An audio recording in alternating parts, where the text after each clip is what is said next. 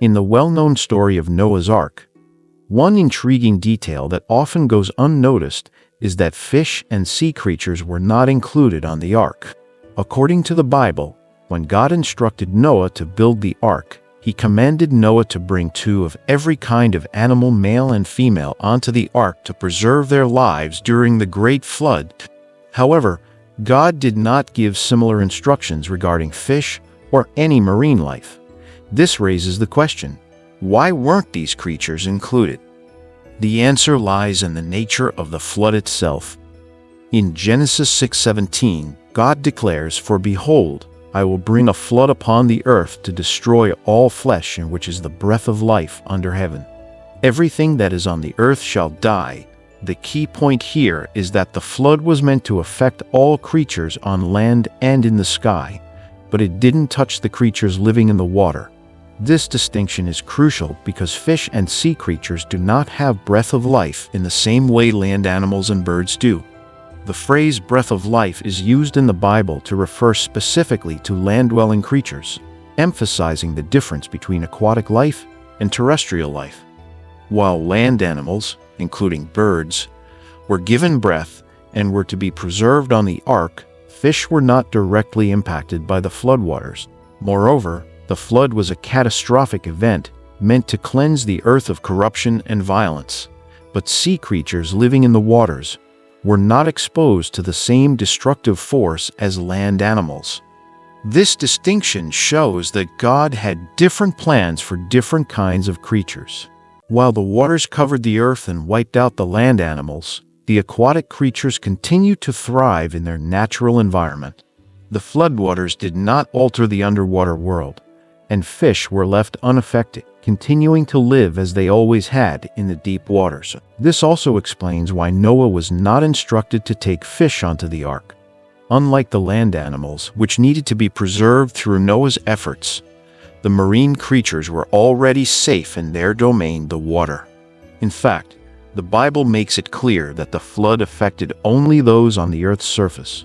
All flesh that moved on the earth perished, except for those in the ark, Genesis 7:23.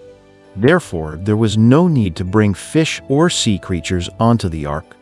The exclusion of sea creatures from Noah's ark offers a deeper lesson on God's creation and the distinctions he made between different forms of life.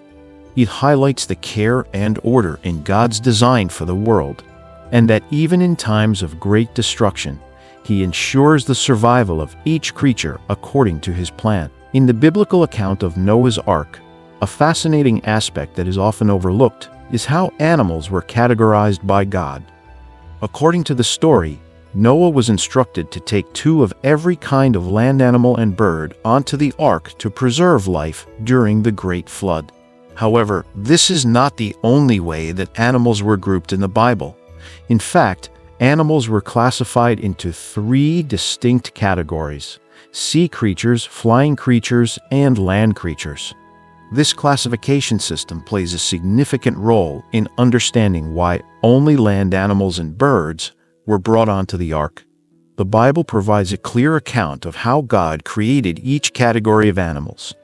In Genesis 1:21, the creation of the sea creatures and the flying creatures is described, saying, "So God created the great sea creatures and every living thing that moves, with which the waters abounded according to their kind, and every winged bird according to its kind." This marks the 5th day of creation, when God created the fish and sea creatures, as well as the birds. Later, in Genesis 1:24-25, we learn that God created land animals on the 6th day. These distinct days of creation show that animals were deliberately divided into separate groups, each with its own habitat and purpose. This classification is important in understanding why fish and other sea creatures were not included in Noah's Ark. The flood was a catastrophic event, meant to cleanse the earth from corruption and violence, yet it did not affect the underwater world. Fish living in the waters were not exposed to the destructive force of the floodwaters that covered the land. They remained safe in their natural environment, unaffected by the deluge that wiped out the terrestrial creatures. Therefore, The Bible makes no mention of fish being part of the ark's inhabitants, as they were already protected in their watery domain. Furthermore, it's clear that only land creatures and birds were in danger of extinction because they were the ones affected by the flood. Genesis 6:17 describes the flood as being a means of destruction for all creatures on the earth's surface, saying, "Everything that is on the earth shall die." Birds and land animals, which were dependent on the land for survival, were the ones who needed to be preserved. Fish, however, were not in danger because their survival was unaffected by the floodwaters. As a result, there was no need for Noah to bring them aboard the ark. This distinction in the classification of animals reminds us of the intricate and intentional design of God's creation. Each type of creature has its place, and God ensured the survival of land animals and birds by bringing them onto the ark.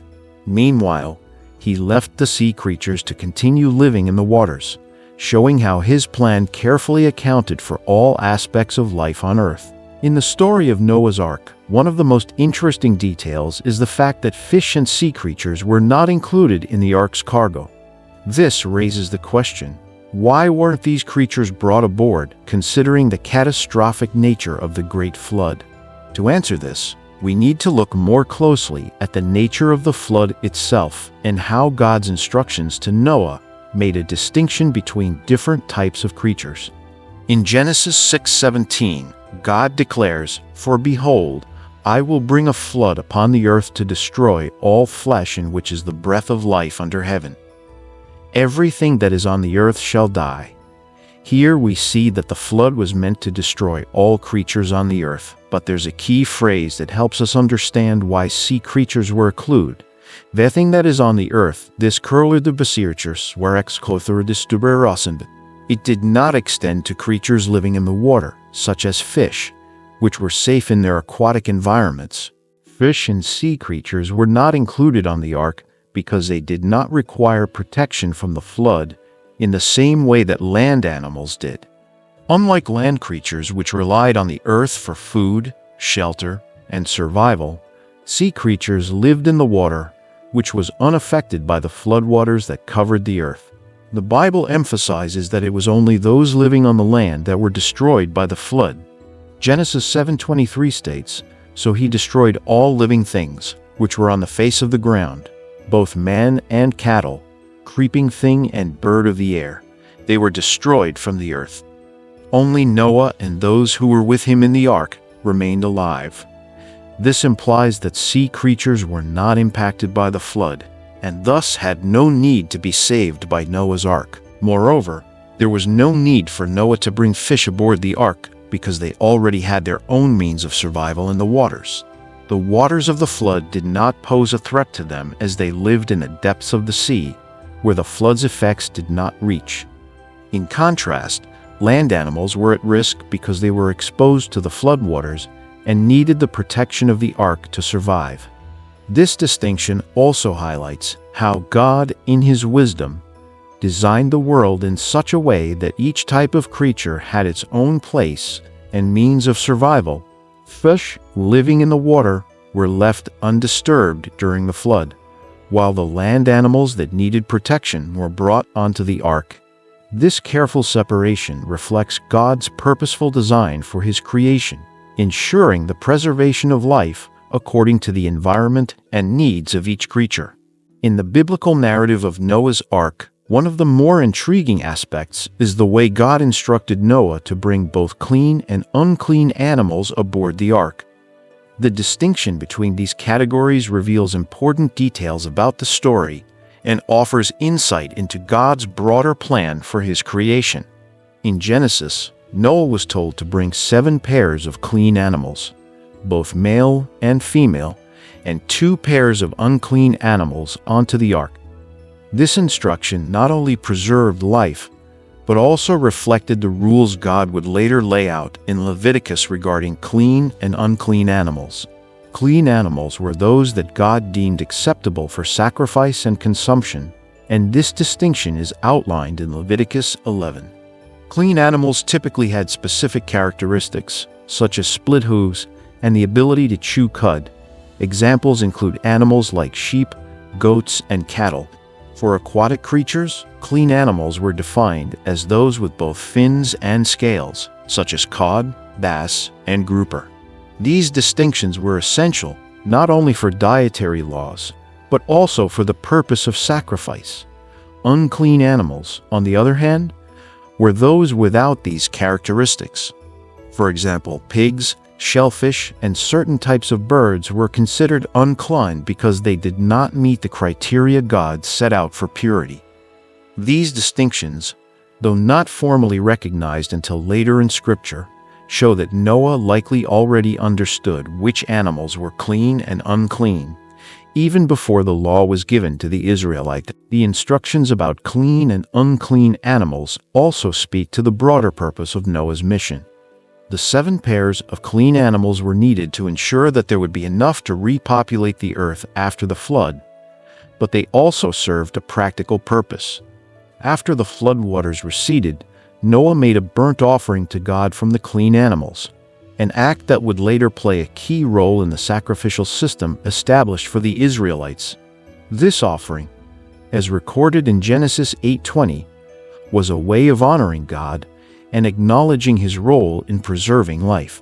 By contrast, the unclean animals, which were to be brought in pairs, were likely included because they too were part of God's creation and needed to be preserved for the future of the world. These animals, though not used for sacrifices or considered fit for consumption by the Israelites, still played an essential role in maintaining the balance of life after the flood.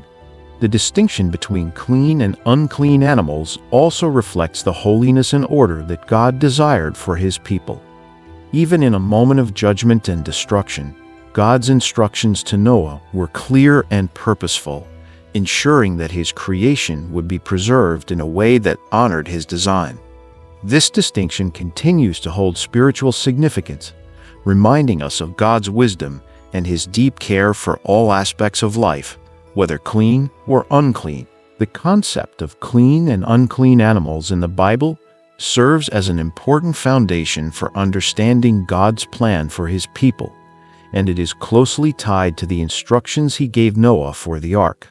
While we know Noah was told to bring 7 pairs of clean animals and 2 of unclean animals, this distinction becomes even more significant when we look at the broader context of biblical law and how it impacts human behavior.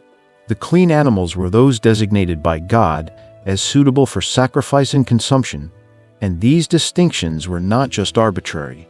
They were part of God's plan to guide the Israelites in maintaining purity and holiness. In Leviticus 11, the distinction between clean and unclean animals is clearly defined. Clean animals were typically those that had specific physical traits. Land animals that had split hooves and chewed cud, such as cows, sheep, and goats, and aquatic creatures with fins and scales like cod and bass. These clean animals were allowed for consumption and were the ones that could be offered as sacrifices to God. On the other hand, unclean animals were those that did not meet these requirements, such as pigs, shellfish, and certain birds. These creatures were considered impure and, thus, unfit for consumption or sacrifice by the Israelites. Interestingly, Noah's Ark played a key role in preserving not only the animals, but also this distinction between clean and unclean. God's instruction to bring 7 pairs of clean animals was not only to ensure that the species survived the flood, but also to provide enough animals for future sacrifices and offerings to God. After the flood, Noah offered burnt sacrifices to God from the clean animals, marking the beginning of the sacrificial system, which was central to worship in the Old Testament.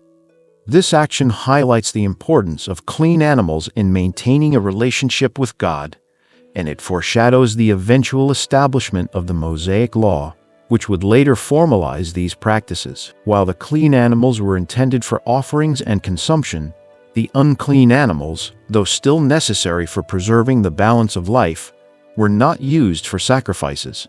The fact that Noah was still instructed to bring these animals on the ark shows that they, too, were part of God's creation and had a purpose in his overall plan.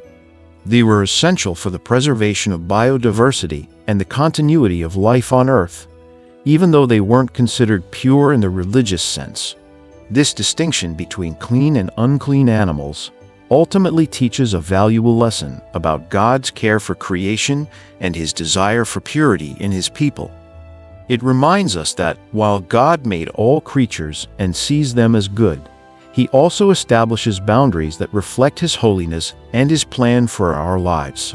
Even in a time of destruction and judgment, God's instructions to Noah show his purposeful design in preserving life, guiding his people, and maintaining a relationship with them through sacrifice and obedience. In the story of Noah's Ark, one of the most significant aspects of the flood is its purpose as a means of cleansing the world from widespread corruption and violence. The flood was not just a natural disaster, but an act of divine judgment upon a world that had become exceedingly wicked. In Genesis 6:5, it is written, "The Lord saw how great the wickedness of the human race had become on the earth, and that every inclination of the thoughts of the human heart was only evil all the time." This verse highlights the extent of human depravity at that time, where violence and immorality ruled every aspect of life. The corruption of mankind had reached such a level that God decided to bring an end to it by sending the flood. At the heart of this destruction were the Nephilim, a group of beings that, according to some interpretations of Genesis 6:1-4, were the result of fallen angels, referred to as the sons of God, interacting with human women.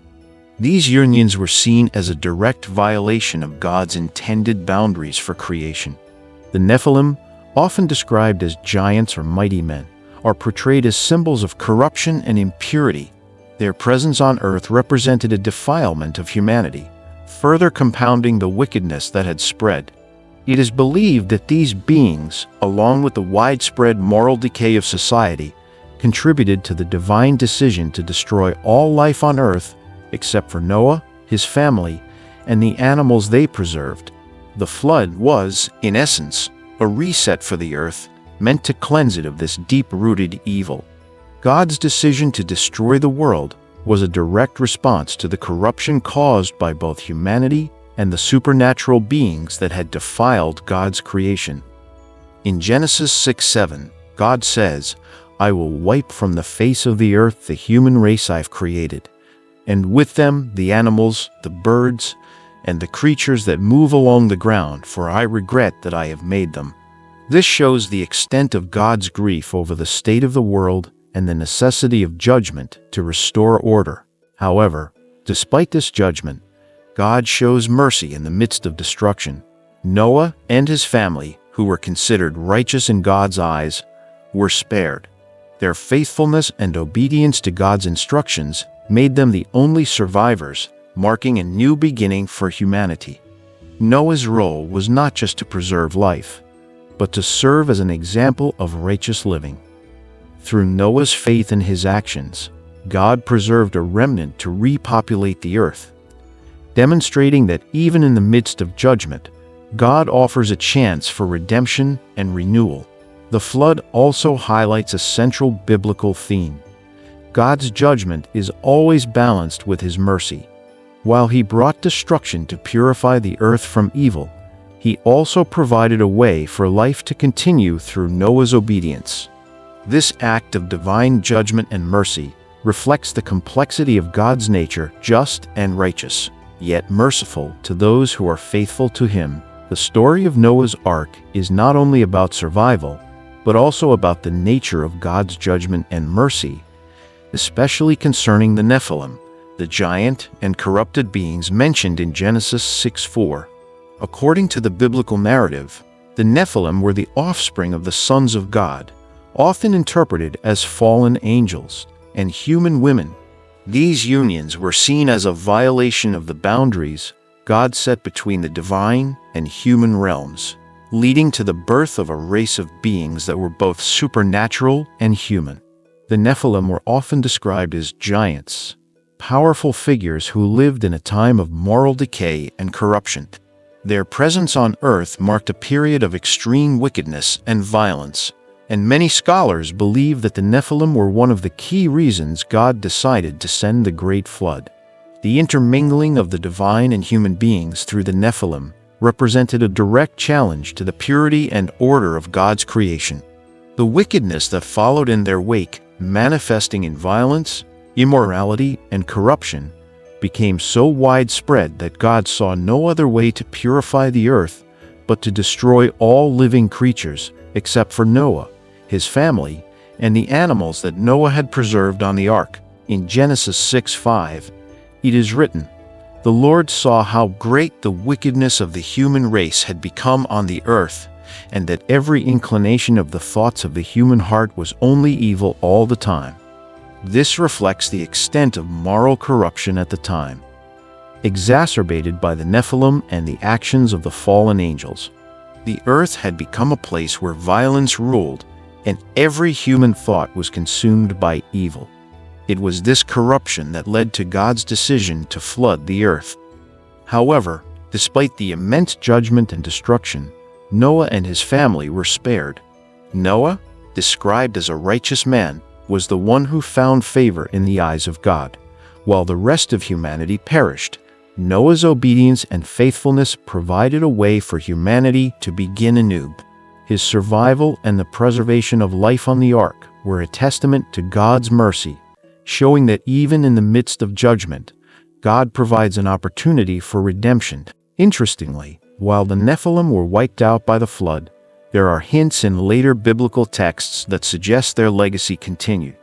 In the book of Numbers, when the Israelites entered Canaan, they encountered the descendants of the Nephilim, known as the Anakim, giants who were still feared. This suggests that even after the flood, there may have been remnants of the Nephilim or similar corrupt beings that influenced the world. The story of the Nephilim serves as a powerful reminder of the dangers of sin and the consequences of overstepping God's boundaries. It also illustrates the ongoing battle between good and evil, with God's judgment providing a necessary cleansing, yet His mercy offering a chance for renewal and hope. The flood and the destruction of the Nephilim remind us of the importance of living in accordance with God's will, respecting the boundaries He has set, and seeking redemption through faithfulness and obedience. The story of Noah's Ark is not just a tale of survival, but also a powerful lesson about the importance of faith, obedience, and trust in God's plan. Despite the overwhelming corruption and violence in the world, Noah's unwavering faith in God's instructions saved not only his family but also preserved the future of all living creatures.